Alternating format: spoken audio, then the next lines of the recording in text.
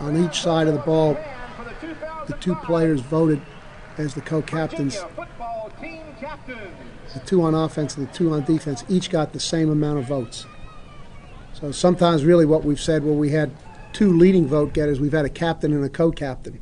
One guy was clearly, in the lead. In this case, on each side, they both got the exact same amount of votes. So there clearly are co-captains of each side and co-captains of the team. I hear the word young being associated with teams so much that it almost sounds like an excuse. So I'd rather really not use that word, although maybe in fact that's what it is. I'd rather just say inexperienced, because there are some players who have been with us for a while who are now moving into more significant roles.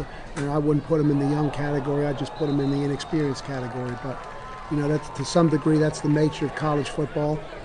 We had a very unusual situation, I think, during the course of the last 2 years, to have players like Schmidt, Ferguson, Butler, Barthelmess, Pierman, Lundy, Heath Miller. These are all players who started playing a great deal very early in their career, out of necessity to some degree and out of the talent that they brought for another. So that meant that we played with those players for a long time, and we were beneficiary of that. But usually you don't play with that many players for that many games. So, I think there's probably a lot of other teams got to plug some guys in there, but that's what we're supposed to do. So we'll find out how good we are at doing that. Number 95, Jeffrey Fitzgerald. Very early in the afternoon, just standing where I was, which was pretty close to where he was lining up, he was showing that he was pretty enthused about being out there, most likely for the same circumstances that you cite, that of all the players on our team, he's one of the players, perhaps the player, who's gone the longest stretch without playing in a game. So he's gone 2 full football seasons, didn't play in a game. So that he had the spring that he did and played that he way that he did today is probably adds another exclamation point to the encouragement that gives us.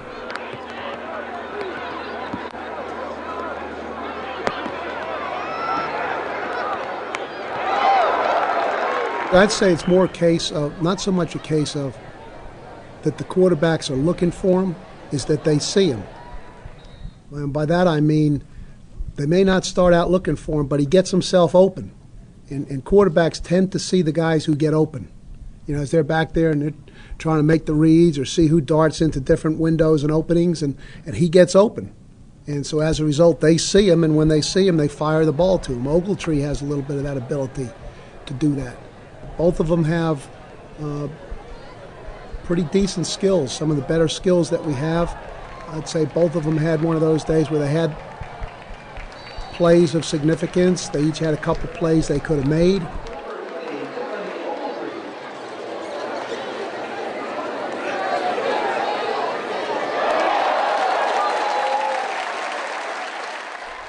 That position is both a focal point of how we operate, as has certainly been the case over the previous 5 seasons. It's got to be a very productive position for us. It's one of the key positions on our team, and we think we always ought to have a lot of good players there for that reason. We do now. There's a lot of competition for playing time there. We had 2 of them in the game a lot for each side today. We had sessions during the course of the spring where we had more than 2 of them in there. So they're going to play a very prominent role for us, and they've got to step forward by the same token. It's not just, hey, we got you, we're going to use you. It's competitive for the playing time, and it should remain that way for quite some time around here.